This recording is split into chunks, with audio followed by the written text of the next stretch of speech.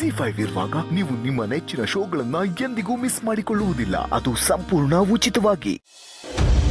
ಏನೇ ಬಹಳ ಖುಷಿ ಪಟ್ಟಿದ್ದು ಅವನು ಯಾರನ್ನೋ ಮದುವೆ ಮಾಡ್ಕೊಂಡು ಕರ್ಕೊಂಬಂದ, ಇವ್ರು ಖುಷಿಲಿ ತೇಲಾಡಿದ್ದೇನು, ಅವ್ರನ್ನ ನಿಲ್ಲಿಸಿ ಆರತಿ ಮಾಡಿ ಹೊಲ ಕರ್ಸ್ಕೊಂಡಿದ್ದೇನು.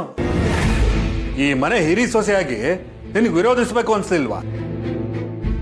ಯಾಕ್ರಿ ವಿರೋಧ ಮಾಡಬೇಕಿತ್ತು? ನಾನು ಮದುವೆ ಮಾಡಿಕೊಂಡು ಮನೆ ಬಾಗ್ಲಿಗೆ ಬಂದವ್ರನ್ನ ನೀವು ಕೇಳಿದ್ರಲ್ಲ, ಆ ರೀತಿ ಬಾಗ್ಲಲ್ಲಿ ನಿಲ್ಲಿಸ್ಬಿಟ್ಟು 100 ಪ್ರಶ್ನೆ ಕೇಳಬೇಕಿತ್ತ?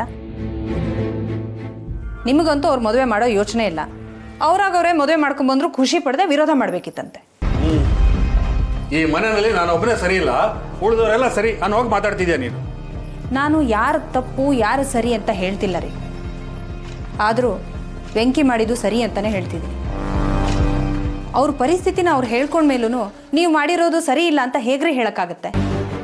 ನೀವು ಹೇಳ್ತಿರೋದೇನು ಈ ಮನೆಯಲ್ಲಿ ಬೇರೆಯವ್ರು ಮಾಡೋದೆಲ್ಲ ತಪ್ಪು, ನೀವು ಮಾಡೋದು ಮಾತ್ರ ಸರಿ ಅಂತನಾ? ಯಾಕ್ರಿ ಹೀಗೆ ಯೋಚನೆ ಮಾಡ್ತೀರಾ ನೀವು? ಮೊದಲು ನಿಮ್ಮ ಮನಸ್ಥಿತಿನ ಸ್ವಲ್ಪ ಬದಲಾಯಿಸ್ಕೊಳ್ಳಿ. ನೋಡೇ, ನಾನು ಯೋಚನೆ ಮಾಡೋ ರೀತಿ ಹೀಗೇನೆ. ನಾನು ಹೀಗೆ ಯೋಚನೆ ಮಾಡಿದ್ರೆ ನೀವು ಇಷ್ಟೆಲ್ಲ ಆಟ ಆಡ್ತೀರಾ. ಇನ್ನು ನೀವು ಹೇಳಿದ್ದಕ್ಕೆಲ್ಲ ಚಪ್ಪಳೆ ಹೊಡ್ಕೊಂಡು ಸರಿ ಅಂತಂದಿದ್ರೆ ನನ್ನನ್ನು ಮುಗಿಸೇ ಬಿಡ್ತಿದ್ರಿ ಅಷ್ಟೇ.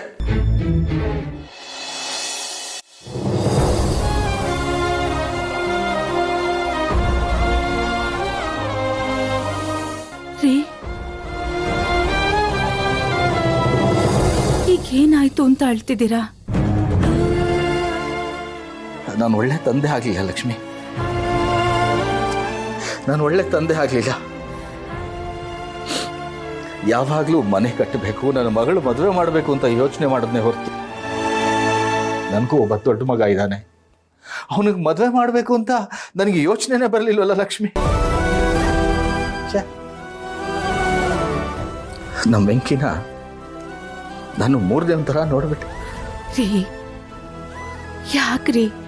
ಯಾಕ್ರಿ ಹಾಗೆಲ್ಲ ಅನ್ಕೋತಾ ಇದ್ದೀರಾ? ನೀವೇನು ನಿಮ್ ಪ್ರೀತಿ ಎಂತದ್ದು ಅಂತ ನನಗ್ ಚೆನ್ನಾಗಿ ಗೊತ್ತು ರೀ.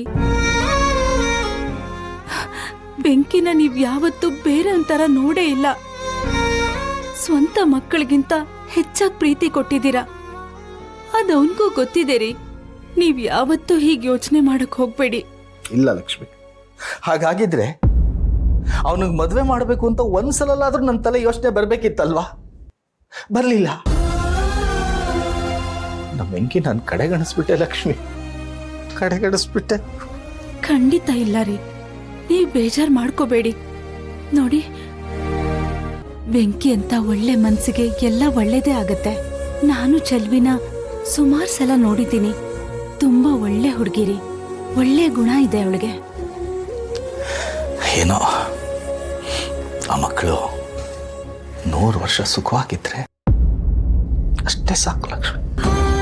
ಆಗತ್ತೆ ರೀ, ಎಲ್ಲ ಒಳ್ಳೇದೇ ಆಗತ್ತೆ. ಅಷ್ಟಾದ್ರೆ ಸಾಕು.